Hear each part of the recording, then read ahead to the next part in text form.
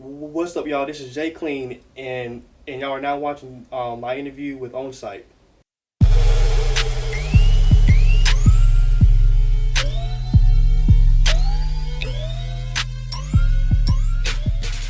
All right, so we'll jump right in. Jay Clean, it's an interesting name. Is there any significance to the meeting? The name is really just my actual like name. So the J comes from my first name James, and then Clean comes from my last name. My last name it's McLean, but it's spelled McLean. But I just took out the M, and now it's Clean. So Jay Clean. Got you. Okay, so how long have you been doing music? I've been doing music since late 20, like December 2020, maybe January 2021. Oh, so you still not really a rookie, Yeah. but you still a lightweight in the game, like you just getting started. Yeah. Okay. And then I ain't get in the studio till about October 2021, maybe. Okay, Yeah. so roughly 2 years in. Yeah. So what inspired you to get started? I was real depressed. I was really heartbroken too. And then I was really Okay. just pondering on it for like months and months. Then I was working third shift at Walmart. Then I was put on a beat because I was thinking like back in the day, me and my friends used to freestyle in the car and stuff. Yep. So then I was put on a beat while I was working. I started freestyling to it. Then I was writing. Well, I was putting it into my notes. What I wrote down. I mean, what I was rapping. Then I just showed it to like two of my friends, and they said that it's not pretty straight. So then I just kept like writing, and then yeah, Okay. now we here. So are you originally from Sanford? Yes, I am born and raised. Okay, cool. So when I listen to your music, I really get an eclectic arrangement of different genres. I mean, I hear some hip hop flavors, I got some rock vibes, some pop, like the indie sound. I mean, you rap and you sing. And it might be more to your catalog, I'm sure. But talk about your musical influences. Like, who did you listen to growing up that may have influenced or contributed to the music that you make now? So I listened to like a lot of music growing up, and like my mama had the pop station on, and then she turned into the R&B station, and then it would be a gospel station, and then like at one point I thought Whitney Houston was a gospel singer. Okay. But my biggest influences probably is Michael Jackson, Okay. Kanye West, and I might get laughed at, but I don't care. And Taylor Swift. Taylor Swift? Nah, why you And, feel like you get laughed at because you like Taylor Swift? Yeah, but it's okay. I don't care though. Taylor Swift is a pop icon, bro. Like, I'm say, don't be embarrassed growing about up, it. She's growing up, done numbers. Growing up, I was the only boy that was rocking with Taylor Swift. So I got you. Nah, that just meant you were unique. yeah. Okay. All right, so Michael Jackson. And I remember I watched an interview you did with the Isaac Yardbird podcast. Yeah. And you actually said that Michael Jackson's Thriller was your favorite album. So they released a 40-year anniversary edition of Thriller, and it has several remixes of some of his popular tracks. It's got some demo recordings on there. And in these demos, you get to hear Mike like in his process. Right. Okay, so I haven't heard the full release of the 40th anniversary. okay. I probably heard I know some of the songs was off the 25th anniversary, like Carousel and Who Do You Know? Right. And I think I listened to the PYT version. I was gonna say, so I think Kanye did a remix to Is it the PYT or no, it's like I forgot what did a remix to. I think it was PYT. No, it was Billie Jean. Billie Jean, yes. Billie Jean, he did a remix to Billie Jean. So you've heard that one. Yeah. Okay. So have you heard any of the demo tracks that he did? Like I think one of them is for oh gosh, I can't remember what song it is, but I know in the demo like you can hear him going through his harmonies and breaking down the different parts. It might be Billie Jean. But again, so like talk about your process. What's your process like in the studio? So I have my own little like setup at my crib, and Okay. I write my songs, then I try to do a good demo from my home, Mm-hmm. and then I go to the studio to record the actual track. So then once in the studio, I know what I'm actually doing and then how I want it to sound because I already done did all the picks and processes from at my house. Right, right, So I'll be right. save my time. I try to do that to the best of my ability, and then from the studio, I just hop in there, man. It can be a little nerve wracking, kind of at first, but once you start getting in the groove with it, and then it just starts going, and then I just be flowing. But yeah, that's me. That's pretty much the main process. I haven't really looked deep into my process of recording.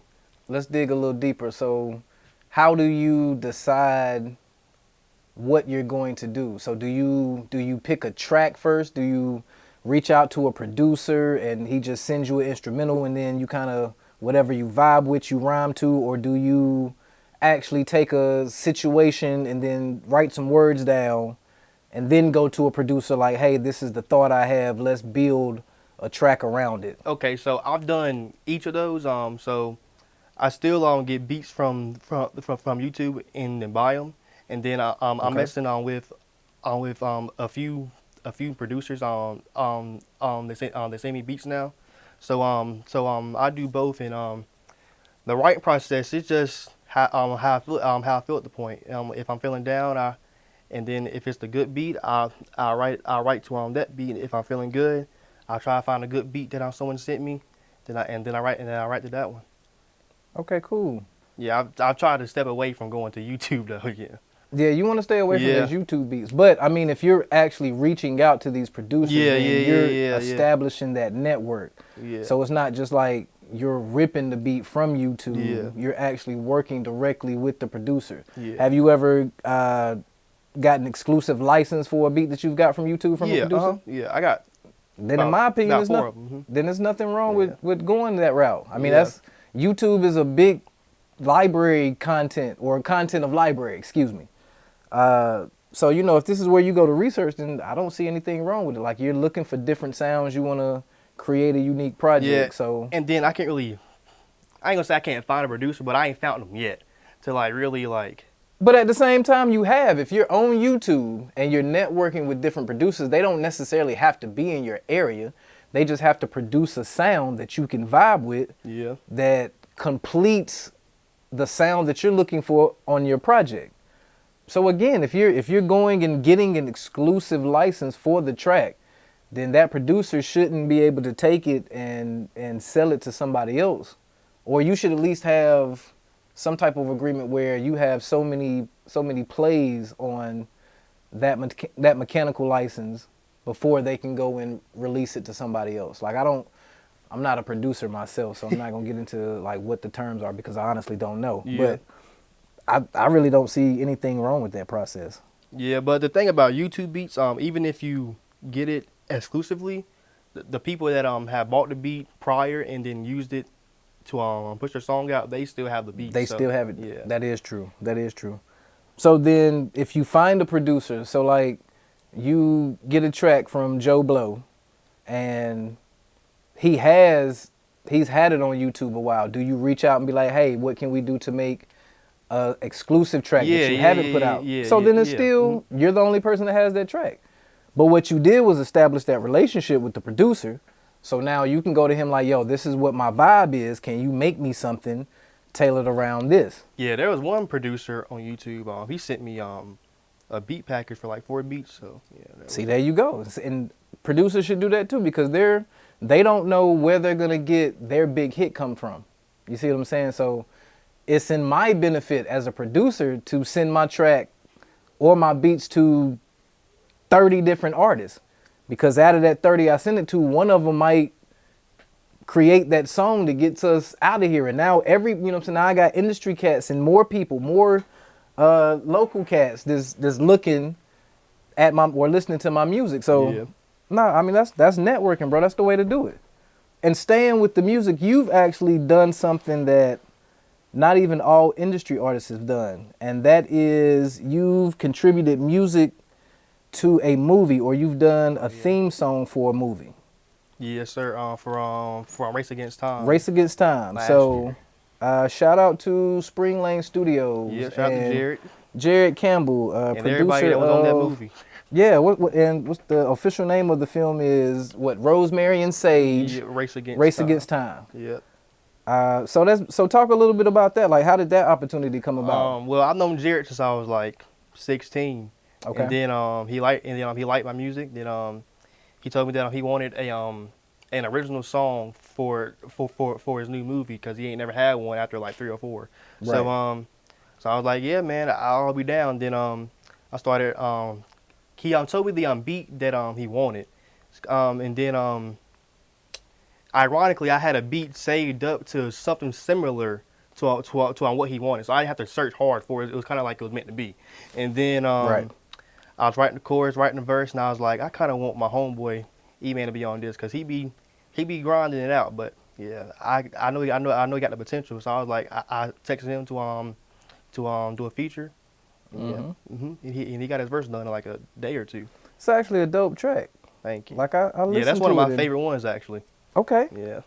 That is you answered the question for me. What is your favorite track that you ever done? So it's Race Against Time. No. That's one of the favorite ones. It might be Goodbye Too Soon or Messing With My Head. Goodbye Too Soon and Messing With My Head. So let's talk about both of those records. Let's come back to Messing With My Head. So Goodbye Too Soon, and this is off your project Roller Coaster Love. Yep. So Yeah, RCL, Roller Coaster Love. And I've talked about this track too. I remember when I was on the Isaac Yardbird podcast, I talked about Goodbye Too Soon. Yeah. And you mentioned like Kanye being one of your influences growing up, listening to him. And when I listened to that record, I honestly felt like he could have wrote this record and put it on his 808s and Heartbreaks album. You think? Yeah. I really do. I really do. Appreciate that. I know a lot of people didn't really like that album at the time, but yeah, I didn't like from it. music, but you got to understand from a musical standpoint what he tried. And I compare it to Drake. Like every time Drake releases an album, it's some song that's just so left field but it works. Like Started From the Bottom, and then the Girls Like Girls. But to have those weird tones that all flow and like sometimes it just works. So Goodbye Too Soon, like this is definitely a sleeper record. I think a lot of people, especially after watching this interview, and when they go and search you, that record is gonna surprise some people. So yeah, and that was actually the last song that I wrote for that album. It is the last song on the album. Yeah. So if you don't mind sharing, like talk about if you remember what you were going through. So you said that your music also comes from a real place. Sometimes it comes from that's probably the depression most personal song to me till this day.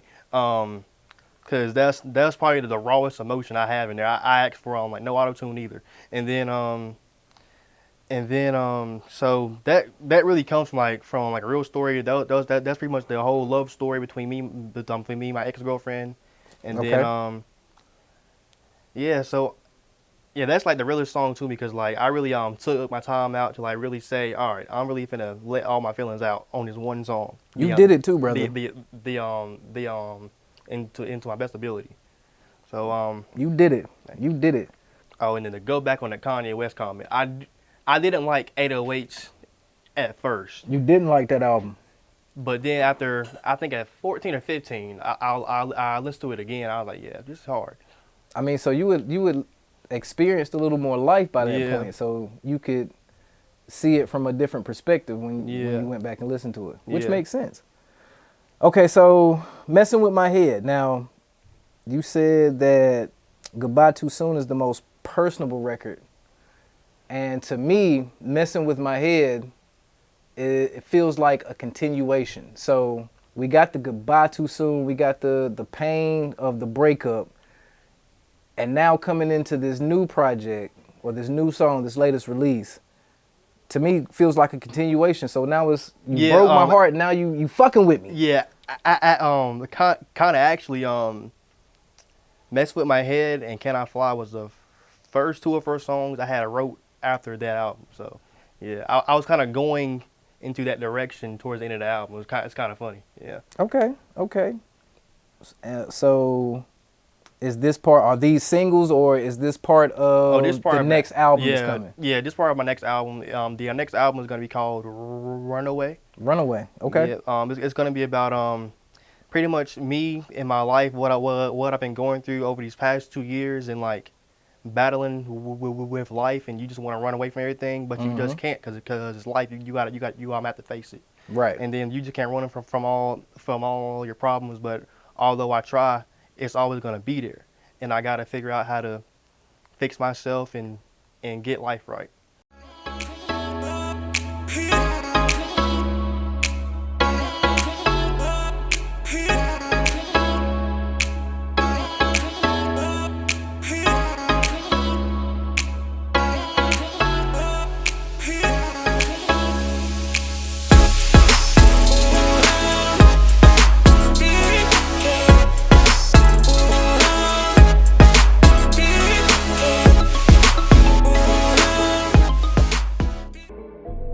Oh, OnSight. Are you currently in the process of recording Runaway, or are you already finished? Yeah. We are in the process. It's gonna have 8 to 10 songs. 6 songs are done now. Oh, you almost done with it then. Yeah. I'm trying to release it by the end of July or the first week of August. Okay.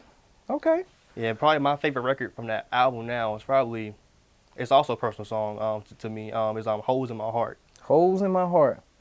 I'm a big believer of the best music always comes from a real personal place. So the people that put raw emotions and real life stories into that music, people can always relate to it. So that's the music that goes the furthest.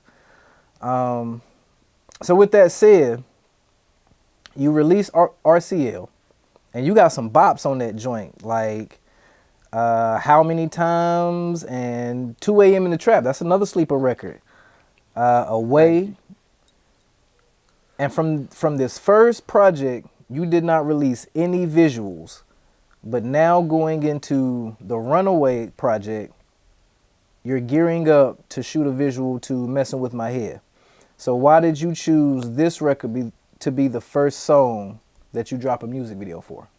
Well, like I said, it's one of my two favorites, and then I really feel like the song is actually good, and that it deserves a music video.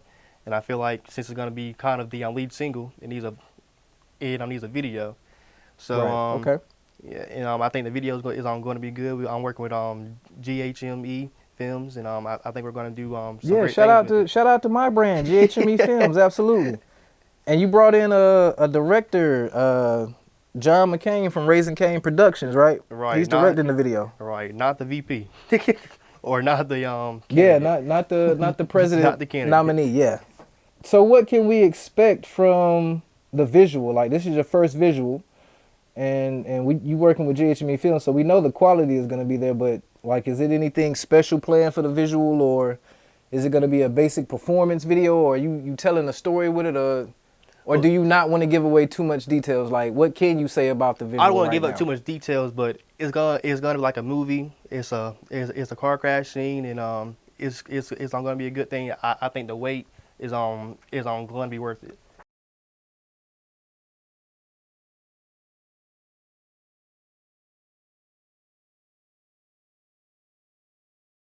As an independent artist, how important is it in having a team, or do you have a team? So you're required to handle multiple aspects of your career. So how do you actually balance it? Balance the creative process with the business side, like marketing and the promotion, and the financial management, because, you know, financing music videos, that's on an artist. So Yeah. Well, when I first got into music, I knew it was gonna be a lot, but I didn't know how much it would be, and it was a lot more than I expected. right. And so I had to take a step back and really analyze everything and see what I'm about to do, and see what I'm doing wrong, and see what I can do right. I've been working I've been working on 2 jobs, 7 days a week for about 2 years now. That's how I pretty much finance everything, and then on the people that's, God told me that He's gonna put the people in front of me that He's gonna need me that he's gonna want me to work with, Yep. and he's done like just that. So that's how I built the team, and then I just people from the theater has helped me with marketing skills and stuff like that. Mm-hmm. And then with the recording process, I met people here and stuff like that. So God just told me to trust in Him, and I've been doing that. He's been putting people right in front of me as I go along my day, go along my path, and just working through Him. Awesome, awesome. So how big is religion in your career? Oh, it's this number number one thing. Jesus is first. It's number one thing. I pray every morning before I start writing a song. I ask God to help me. Right. And I think that's big too, because as a young man to know and kind of have that sense of direction. Yeah, I was raised in church, and that's not why I believe Him. Some people think they believe in Jesus just because they were raised and taught Absolutely. that all their life. I done seen this man work for my own eyes. Absolutely. Good deal. Good deal. Okay, so do you consider yourself a rapper? I don't like to call myself a rapper, but I can rap. I consider myself more as an artist and a songwriter because I can do more than just rap. Right, okay. Because I was going to say the rap genre is highly competitive. Yeah, and I see my potential is greater than just being an artist in the industry. I want to move beyond that too. Okay, so let me form this question like this. Then what sets you apart from other small town artists or local artists? What makes you different? How do you maintain your unique identity in such a saturated industry? I really don't try to compete with nobody. So Yep. I just try to be myself. And, Yep.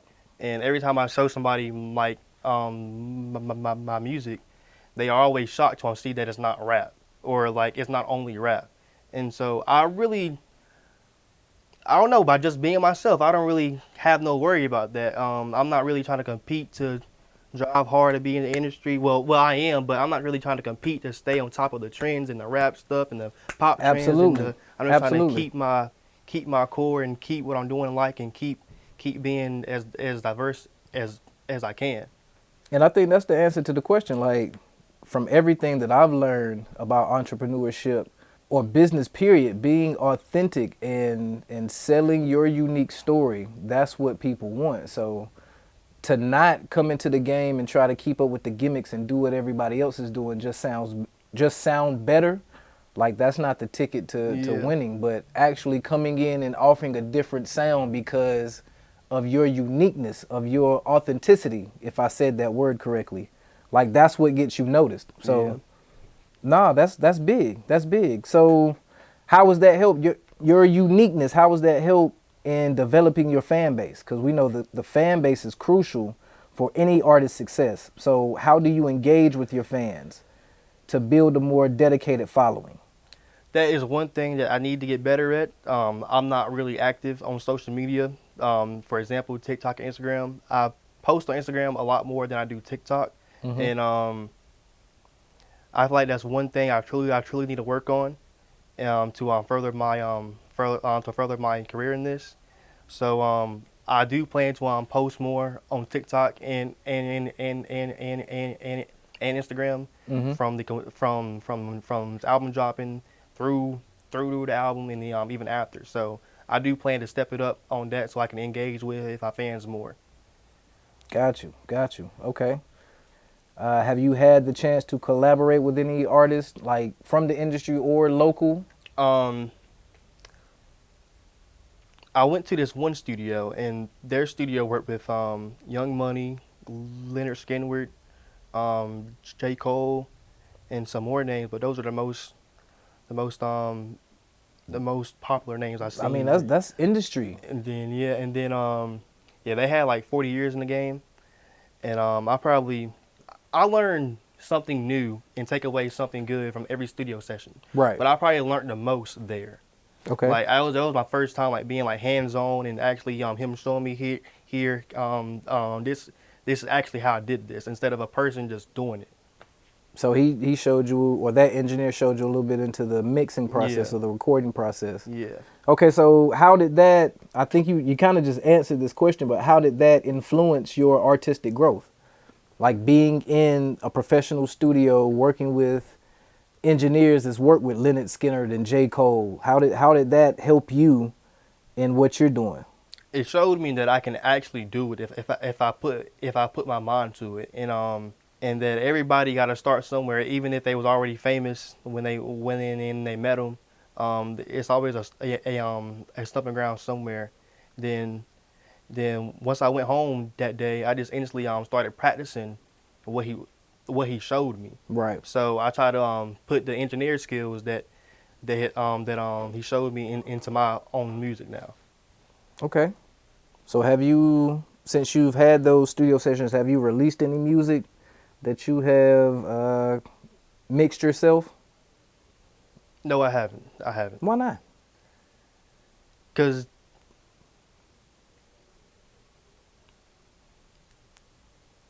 I mean, Finna say that we finally get a question we can stump you on. really, because they ain't good. They ain't But that's your opinion though. Yeah, I mean, But you're not making music. Well, you are making music for you, but you're supposed to just make music that feels good to you and then put it out. but if I for the don't like world. it, Now, I can't disagree with that. If you Now- don't like it, then how can you expect somebody else to yeah. like it? Now, if the song was just like done and people were saying that, yeah, man, I was showing to people like people who said that they like it and then I just don't like it. It'll be a different story. But I know that the mix is not up to par. Do you take people in the studio with you when you record? Yeah, And listen to their opinions? Not all the time, but I do occasionally. From my last session, I did. Okay. So if you had a dream collaborator, any person in the industry or not in the industry that you could work with, who would that person be and why? I used to want to work with Draco, but I don't want to no more. Probably Why not? Domonic Fike and Taylor Swift. Domonic Fike. See, so why did it take you so long to say Taylor Swift? If this is your favorite artist, like that should have been a no-brainer. Boom! I'm trying to do a track with Taylor. I mean, that's an automatic million streams, bro. That's Taylor Swift. I had to fully think about it because I knew it was on one more person. I got you. Yeah. Are you a music artist or entrepreneur looking to promote yourself or your product? OnSight is the perfect platform to help you reach your target audience. We provide one-on-one interviews, giving you the opportunity to make your voice heard and get the attention you deserve. We understand that it takes much more than great content to be successful. By getting an interview, you can get expert tailored analysis of your music or product and additional exposure. Our team of dedicated professionals offer experience, knowledgeable advice, and support, allowing you to make informed decisions about your career or product. We offer a range of packages, meaning you can customize your experience to best suit your need. Whether you're looking to promote your music career, launch a new product, or maybe just learn more about the industry in general, don't let your music or business go unheard. Take your career to the next level with OnSight. So I want to play a game. We always play a game on OnSight called Who You Got? Okay. Because OnSight was birthed from urban trends in the hip-hop community. And, of course, this is the 50th year of hip-hop. So we got some special names for your round of Who You Got. So I hope, and you're shout a out younger Grandmaster guy. Flash. Oh, yes. So that's how we gonna do it too. So I hope you're well versed in your old school hip hop. Okay. Because I'm gonna throw some names at you. So this is how we play. I'm gonna give you two artists, and you basically just tell me who you got. All right. It's really that simple. But you can't think about it too long. Okay. No Jeopardy clock, but we give you a name, we give you a couple names, and then within 5 seconds, who you got? All right. All right, so who you got? Nas or Jay-Z? Jay-Z. Okay. Who you got? Key Glock or ESTG? Key Clock. Key Glock. You said that one quick. All right. Let's go back to the 90s real quick. Who you got? right. Method Man or Redman? Method Man. Method Man. Yeah. Okay. Some female heavy hitters. Who you got? MC Light or the Brat? I'm gonna take MC Light. My mama love her. MC Light. Yeah, she was playing her on YouTube when I was a Paper kid. Thin. So. That's one of my favorite favorite hip hop records of all times. Paper Thin, she killed that. Okay.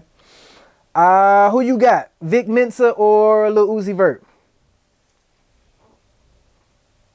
God forgive me, but Uzi, Uzi. Why the God forgive you for picking Uzi though? Have you not seen the videos of Lil Uzi Vert? I have not seen the last Go Uzi Vert. go look them up. So now I gotta look up the last Uzi Vert video. Okay, good deal, good deal. Well, no, not music videos, just his concerts, his anything. his concert? The stuff he posts, upside down crosses. The music be straight though. He better than Vic. I ain't gonna say he better, but well, I can't. I like him more than Vic Mensa's music. Got you. So then that's why you go with it. Okay. Who you got? De La Soul or Wu-Tang? I personally like De La Soul more. Nothing wrong with it. Iconic group. Both iconic groups for the hip hop culture in their own right. Yeah. So you can't go wrong with either one. All right, let's stick with the groups. Who you got? Mobb Deep or Gang Starr? Mobb Deep. Mobb Deep. Okay. The most of you use beat. Yes, sir. Yes, sir. Biggest one-hit wonder? Keith Murray or Black Sheep?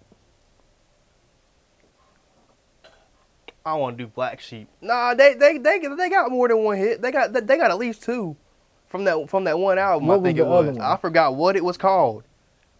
I remember Flavor of the Month. I think that was it. Or was that the album? What's the? The name of that song is not Engine Number 9. No, what's the? Oh, it was one. Oh my God! Hold on. See, we made him pull his phone out. This is when the interview gets good. He had to pull the phone out to actually look up the correct answer to this one. All right, while you looking up that answer, who? Oh, it's the Choice Is Yours. Choice Is Yours. That was the name of it. Choice Is Yours. Yeah. Choice Is Yours, and it was Flavor of the Month. I think that was the other song. Yeah. Okay. Who's the best dancer in their prime, Usher or Chris Brown? I'm gonna say Chris Brown. I'm in the air. Man, that's a no-brainer. I say Like Chris Brown. we can put 100 women on this panel. I'm gonna say Chris Brown. They could all be Usher fans, but Usher will never outdance. Yeah, I actually Chris. went to don't go see care him what you last say. year in concert. I was expecting to see a backflip or something, but I didn't see that. All right, last one. This one we do. I'm gonna give you 3 names. So, who would you give a feature to? Who would you put on your album as a feature? Who would you make pay you for a feature if they reached out? Okay. And then who would you absolutely ignore? Who would you leave on red in your DMs if they reached out? So it's like an F, Marry, Kill game? Yep, it's Okay. exactly that. Exactly that. All right, here we go. Coi Leray, Kash Doll, or Light Skin Keisha? I'm going to take Cola Rated to be on the album. And what was the other things you said? Okay, so Coi Leray gets the feature. So now we got either Kash Doll or Light Skin Keisha. So who gets the paid feature? So who do you charge for a feature? And then who do you just absolutely ignore in your DMs? Who's that last name? Light Skin Keisha. You don't know who Light Skin Keisha is? She's on the Power series. She's the smart girl that's in Oh, class. I don't The watch smart Power. girl in the class with Tyreek. So you absolutely do not know who she is because you do not watch Power. Nah, so I guess, I guess by default, Light Skin Keisha is Yeah. left on red. yeah. But she is My fault, like Keisha. She a spitter though. You might want to go. Okay. You might want to look her up. All right. All right. You might want to look her up after this interview. All right, I will. Of course, we're gonna stick with the music. You done any shows? You got any shows lined up? Have you done any live performances? Like, this is essential for building your strong fan base and connecting with your audience. So, how do you plan to overcome the challenges of like touring, being from a small town like Sanford? Well, I'm going to have to start doing shows at some point. I haven't started doing shows yet, but I've been actually reaching out to places that let people perform in Raleigh and stuff like that. Yep. So I've been actually currently trying to work on it and stuff like that. Do you know about promoters and influencers like Coco Filipina or Mir.I.Am? Okay, so Coco Filipina, I think she's on the radio station 97.9, and she does like a review show on Instagram and Facebook, I think weekly. And she has a very big following, but she is definitely a great resource. And then Mira Am, she started the Carolina Waves tour. So have you ever heard of Carolina Waves? It sounds familiar. You should definitely look up Carolina Waves. Okay. So Tusi was a part of Carolina Waves Okay. in the beginning. You see where he is now. Yeah. So, I mean, it's about your network, bro. It's all in who you reach out to, but that's definitely the way to go. If you haven't started doing any live shows, just reach out to the people, the promoters in your area that's really doing it. Don't be afraid to invest in yourself. If they tell you it's going to cost a check, then spend a check, because spending that check might put you in front of the person that will give you a bigger check because they believe in what you do. Okay. You know what I'm saying? So, yeah, absolutely, absolutely. This is what it's about. So, what is your end game? What do you look to accomplish as or what do you see yourself, where do you see yourself in the music industry? And how do you plan to make a lasting impression with your music? My end game is to change the world. There's a lot of corruptness in the world, and there's a lot of darkness, and not enough light to me. And my end game is to change the world in a good way, in God's name. And music is a route to do it. Right. And I didn't have this point in my head where I wanted to actually change the world until like a little bit after music. I started doing music, and I'm gonna go into a backstory because it kind of ties into this. Okay. She might not want me to tell the story, but I don't know. Well, you can paraphrase. You ain't got to put names in the story. When I was like 1, my mama she was in the park, and she used to go to that park every day, and this lady in all white came up to her, and said that do you have a daughter? And then no, she said you have a daughter, and she's young, and God has given her the gift to sing. And then my mama said Jazz didn't start singing yet, and she didn't know what she was talking about. But later on, she started singing, and she's actually the best singer in my family, by far. She could really be something. And then that lady said you also have a son. He's real young, still a baby, and God has blessed him. I forgot exactly what she said, but God has blessed him, and she said you are gonna have to nurture his ability once it comes over time. Okay. And I've heard that story about 5 times growing up, and then I didn't really know what to think of it until like I started doing music. And then I talked to this one lady, and I walked in the room, and then she has told my mama that James has an anointing over him, and that's why his speech is the way it is. And then because what his calling is to do. And that was, she probably said that statement, and then a month later I was doing music. And then I think it's pretty ironic that I got this stutter, and then I'm trying to change the world by using my voice. And I think so that's, I don't know. I think that's the end game for what I'm trying to do. But I want to move outside of the music industry. I also really want to write movies. Okay. That's what I want to do too. So you were already connected, not to cut you off, but like you were already plugged in with Spring Lane Studios. Have you been featured in any of the movies from Spring Lane Studios? No, I haven't. Just from that song. Okay. Yeah. But you're already working with it, like you're plugged in with the director, so the opportunity will surely come eventually. Yeah. And then you mentioned your stutter, like that's not something that comes out through your music. Like you wouldn't tell just listening to your albums. Yeah, I learned that we talk and sing on a different wavelength than our brain. So when we sing, it's like automatically in a rhythm. So like I don't stutter when I'm in a rhythm and something's coming along with my voice. Mm-hmm. So they actually have an earpiece, and it actually talks at, while you talk to keep yourself in a rhythm. Yep. But when you take the earpiece off, the stutter comes back. So I never got it. And then the stuttering, it was challenging for me at first, and then now I'm glad I got it, because who knows where I would have been without the stutter. Right. Because I was forced to talk a lot and forced to talk in class when I didn't really want to. My mama would make me talk. My daddy would make me talk. Mm-hmm. So I'm kind of glad that I got the stutter, because not saying I probably would have been a quiet kid, but who knows? It gave me the confidence to be able to talk in front of people, even with my stutter. Right. So I'm glad I got that. And then, you know, religion is a big part of the person that you are now.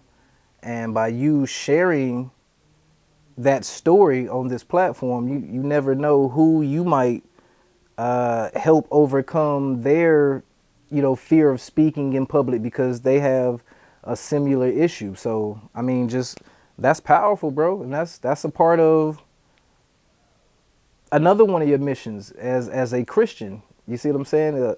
If God and Jesus is important to you, then also sharing your story about how you overcome your stutter is also equally important to the world. So, nah, man, kudos for you for that. And I also had to learn self-control with it too, because I ain't gonna say I was picked on or bullied, but they would just make a comment and I'll just get mad, and then it's a fight. Right. So I had to learn that no matter what I do, I'ma still stutter. So there's no point of trying to fight somebody. That's maturity right there. That's powerful. That's powerful.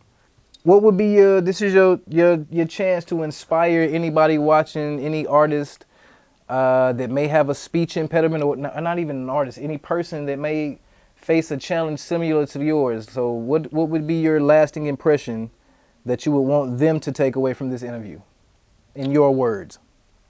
Don't let nobody tell you you can't do something when you know you can in your heart, and don't let them hold you back or let someone hold you back from your true calling and your true purpose in life. And if you know you can truly do something, go do it, and don't waste your time with it, because time is very valuable and something we cannot get back. And life is very hard and has its obstacles. But if we just stay prayed up, and every day isn't going to be good and every day isn't going to be bad. But we can't expect life to just be happy for us. We gotta make our own reality what we want it to be. No matter what. Our outside emotions is controlled by your own brain. So just keep a good attitude, you know, in no matter what you do, and just stay prayed up. And every day isn't going to be good, and life may be hard, but just always remember there's a second chance with Jesus, no matter what. So just stay prayed up and always repent in Jesus' name. Amen. Amen.